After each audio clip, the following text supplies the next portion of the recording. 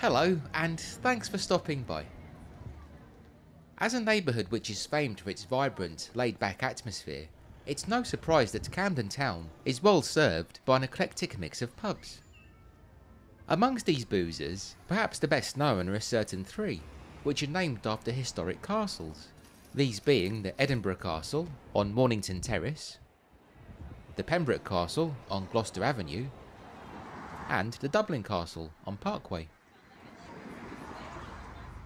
Over the decades, a certain aspect of London folklore has developed around this trio of pubs, which claims they were named after castles in order to segregate workers, specifically the hard-working and even harder-drinking navvies.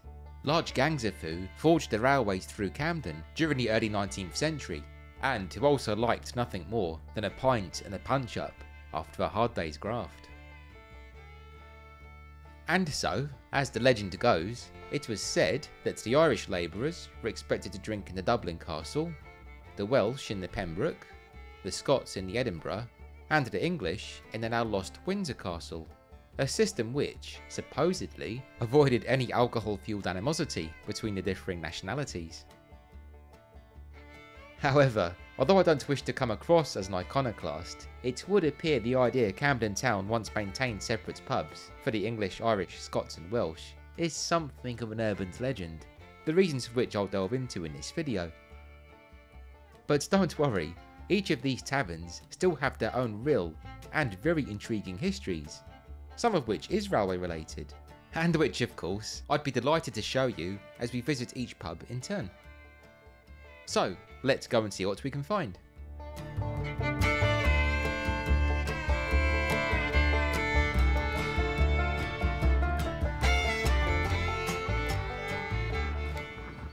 Located on the corner of Mornington Terrace and Delancey Street, the Edinboro Castle is a large and very fine pub, which, in a manner similar to its namesake up in Scotland, is perched high above the tracks running to and from Euston.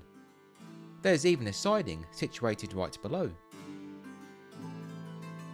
This line, which cuts a large swathe through Camden, and thanks to the ongoing HS2 project, currently resembles a large building site, dates back to the 1830s with the establishment and construction of the London and Birmingham Railway, the very first intercity line to have a connection with the capital, of which Euston became the southern terminal, entering service in July 1837.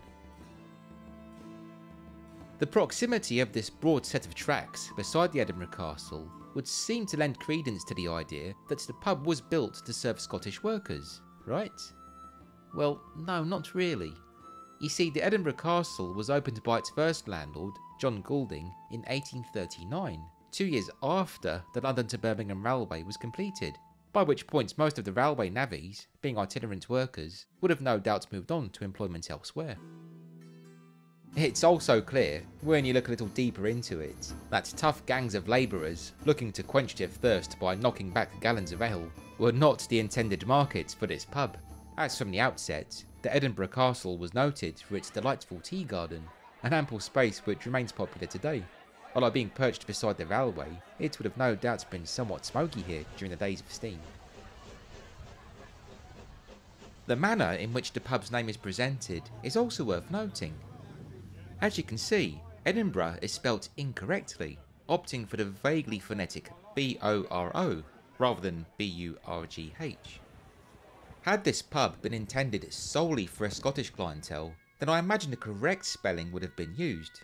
It would have been only polite to, after all. Interestingly, there were several other pubs operating in London during the 19th century which used the exact same name and spelling. These other Edinboro castles could be found in Woolwich, Peckham, Strand near Covent Garden, and most notably, Limehouse, where that incarnation, complete with little castle-like turrets, was acquired by the philanthropist Dr. Thomas Bernardo in 1873, after which he transformed it into the British Workmen's Coffee Palace, an early kind of community centre which promoted education and sobriety. As well as a quaint tea garden, Camden's Edinboro Castle also offered a small library during its earliest days, along with a display of curiosities related to Lord Horatio Nelson. Although what these items were, and indeed how authentic they were, I've not been able to ascertain. The Edinboro Castle wasn't the only pub in the area to cash in on Lord Nelson's legacy. Here, let me show you by taking a quick detour a little further north to Camden's neighbour, Kentish Town, where this old building, which used to be a pub, can be found. Similar to its counterparts in Camden, this establishment, which sadly closed in 2010, was also a castle pub, although in this case it was simply known as The Castle. There was no city name attached. And in the 19th century, it was famous for being home to Nelson's tree, a tall sycamore which once stood in the pub's garden. It was claimed that this tree was planted by Nelson himself in 1771 when he was just 12 years old, having travelled down from his native Norfolk to spend time with his uncle William, who lived at a place called Grove Cottage, which used to be next door to the Castle Tavern. An article published in the London Illustrated News in 1846 described Nelson's tree as being close to the southern wall of the Castle Tavern at Kentish Town. That would have placed it approximately here, on a spot which now happens to be occupied by a long abandoned tube station called South Kentish Town. Opened in 1907, South Kentish Town was in service for just 17 years. It closed during a power strike in 1924, and due to low passenger numbers, it's never reopened. If you look very carefully today, when travelling on the Northern Line between Kentish Town and Camden Town, you can just about spot the derelict platforms open up like a cavern in the darkness. There it goes. That's the old southbound platform, which hasn't been in public use for almost 100 years. Creepy, eh? Despite assurances that Nelson's tree would be saved, it was torn down during a spate of redevelopment in the late 1840s. As such, the disappearance of this old relic, coupled with the fact that its roots would have dangled above what's now a cavernous ghost station, make this spot pretty eerie in my opinion. Someone who appears to have harboured the same impression was Sir John Betjeman, who in 1951 wrote a short story entitled South Kentish Town, in which a hapless commuter named Basil Green becomes trapped within the abandoned station after accidentally alighting there one Friday evening. Back at the Edinboro Castle, it's worth pointing out that, as this blue plaque informs us, the poet Dylan Thomas once lived right opposite the pub, so I think it's safe to assume that he drank here on at least the odd occasion, although as a Welshman, Dylan may well have preferred the next establishment on our tour.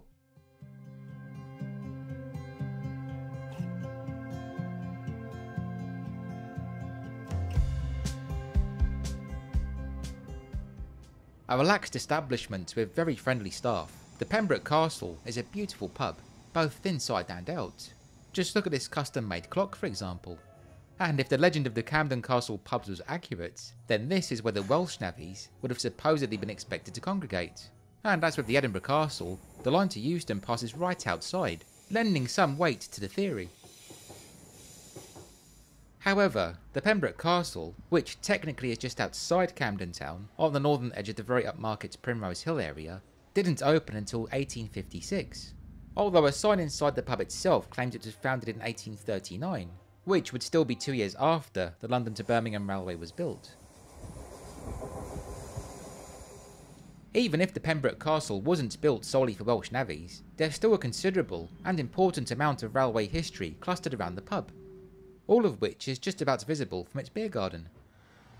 From here, for example, you can spot the top of the famous Camden Roundhouse, which was originally built as a large turntable shed for manoeuvring the early railway's locomotives. The building is now a celebrated music venue. The Rolling Stones, Jimi Hendrix, Pink Floyd, David Bowie, Led Zeppelin, and many more legends have all played here over the years. Opposite to the roundhouse, as this map shows, a large railway repair depot was once located right outside the Pembroke Castle. And just south of that is the original Camden Junction, which played a vital role during the earliest days of the London to Birmingham Railway. You see, it may not be obvious to modern travellers, but the stretch of line between Euston Station and Camden Junction, a distance of approximately 1 mile, lies on a rather steep incline, which meant early locomotives, pulling a rake of up to 12 carriages, would struggle uphill when departing the London terminal. To overcome this obstacle, Two huge stationary steam engines were built either side of the line at Camden Junction, just north of the Regent's Canal, their purpose being to power a long, continuously running rope, which locomotives heading out of Euston would hook onto, thus enabling them to be hauled up the steep section, in a manner similar to a modern ski lift. This system remained in use until 1844. Spanning the railway, right next to the Pembroke Castle, is this distinctive iron bridge, which provides a useful connection between Chalk Farm and Primrose Hill. On the northern end of this bridge stands this brick building, which marks the former Primrose Hill railway station, a place no doubt once very handy for getting to the Pembroke Castle, although sadly it closed in 1992. Opened in 1855, this station was initially called Hampstead Road, before changing to Chalk Farm, and then Primrose Hill in 1950, supposedly to avoid confusion with Chalk Farm Tube Station, which is located just around the corner. Whilst we're outside Chalk Farm Underground, I may as well throw in a bonus pub, or to be more precise, a fictitious members-only bar, for a unit on his parade of shops was once used to represent the Winchester Club, the venue of choice for wheeler dealer Arthur Daly and his bodyguard Terry McCann, in early episodes of the classic 1980s comedy drama Minder.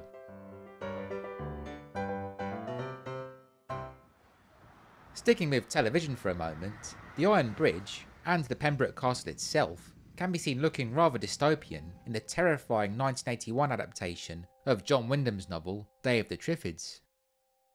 It's here, in the aftermath of a mysterious green meteor shower which has blinded almost everyone on Earth, that a collection of terrified, sightless people struggle to find food in a recently looted shop. Just before a loutish football hooligan, who somehow managed to avoid the same fate, marches his blind, drunken mates across the bridge and menacingly into the scene.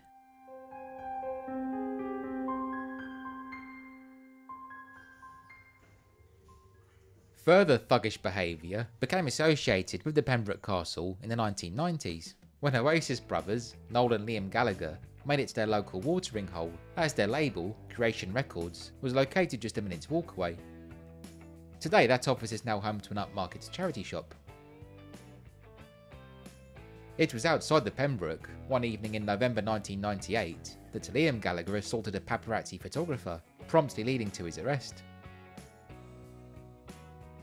Prior to that, way back in August 1892, a barman who worked here named James Williams thought it would be fun to whip out and fire a revolver, the bullet of which penetrated the matchboarding and entered a brick wall. When arrested and asked why he'd done something so reckless, James simply replied that he thought it would be a lark. Fair enough.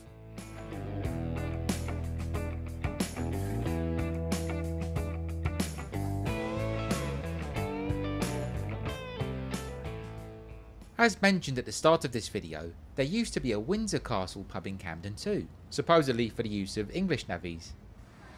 It was located here, at number 32 Parkway. However, it would appear that this building didn't become the Windsor Castle pub until the 1950s, well over 100 years after the line to Euston appeared. Prior to that it was an off-licence, and today, as you can see, it's now a Five Guys burger restaurant. Opposite the old Windsor Castle is another lost London institution, which is worth a quick look whilst we're here, that being the former Palmer's Pet Store, which opened in the 1920s, and sold all manner of creatures from iguanas and tarantulas to, as the old signage which has been maintained shows, talking parrots and, monkeys. In the summer of 1957, an incident occurred at this pet shop one night when a cage containing snakes was accidentally left ajar, resulting in 50 of them escaping. No doubt panicked, the store's owner recruited an army of schoolboys to hunt the snakes down, promising half a crown for each serpent retrieved. And according to one report, a couple of the snakes managed to find their way across the road into the Windsor Castle. I bet that resulted in a few spilled pints. Another lost Camden Castle is the Carnarvon Castle, which begs the question, if the legend of the Camden Castles was true, then why would the Welsh navvies get two pubs? Doesn't sound very fair, does it? The Carnarvon was situated here, at the very northern end of Camden High Street. Sadly, it was gutted by fire in 2008, in a major blaze which threatened to destroy another Camden icon too, the Hawley Arms, which is located around the corner, although thankfully that pub was saved.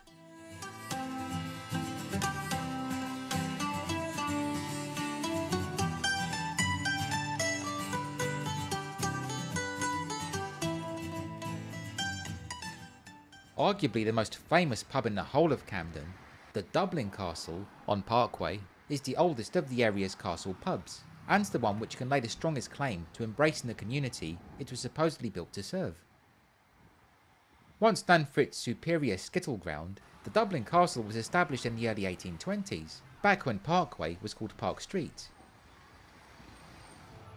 The earliest mention of it I've been able to unearth dates from April 1823, when an inquest, which were often conducted in pubs in those days, was held into the death of a local fellow named John Humphreys, who died after accidentally imbibing sulphuric acid.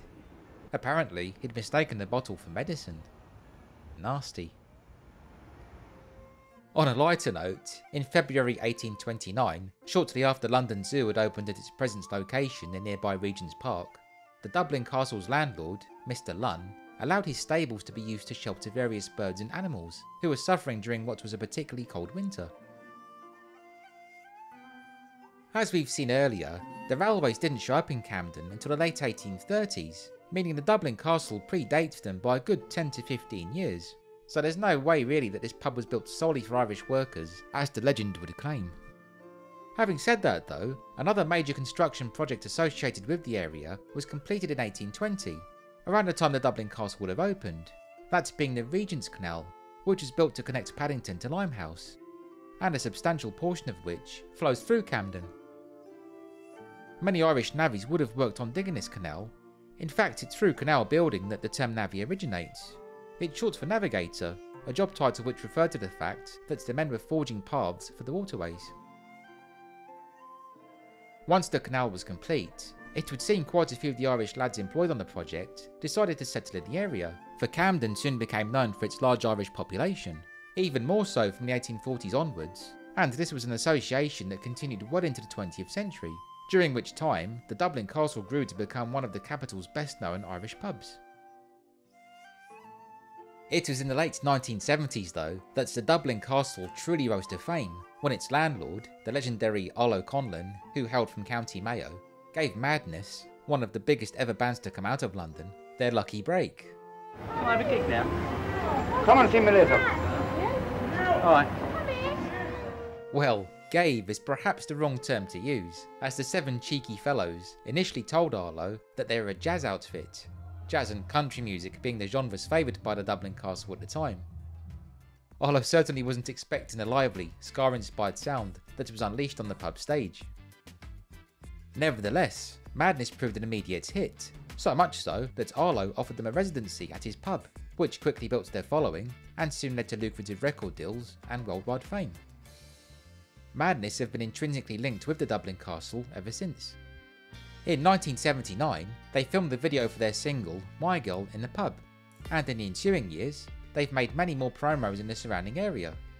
The video for Baggy Trousers, for example, was made at Kentish Town Church of England School on Islip Street, whilst the photo for their second album, 1980's Absolutely, was snapped outside Chalk Farm Tube Station, which we encountered earlier near the Pembroke Castle.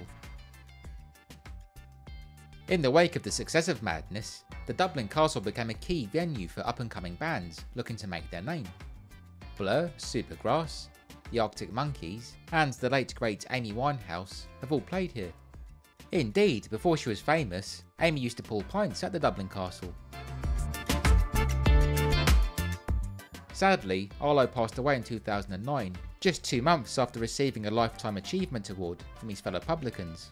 Although thankfully, the Dublin Castle remains in the Conlon family, and Arlo's wife Peggy can still sometimes be spotted behind the bar. With the Dublin Castle's fantastic music scene, the Pembroke Castle's friendly, laid-back atmosphere, and the Edinboro Castle's lively beer garden, it's good to know that all are welcome in each establishment, regardless of wherever you may be from. Not that it ever mattered in the first place, of course.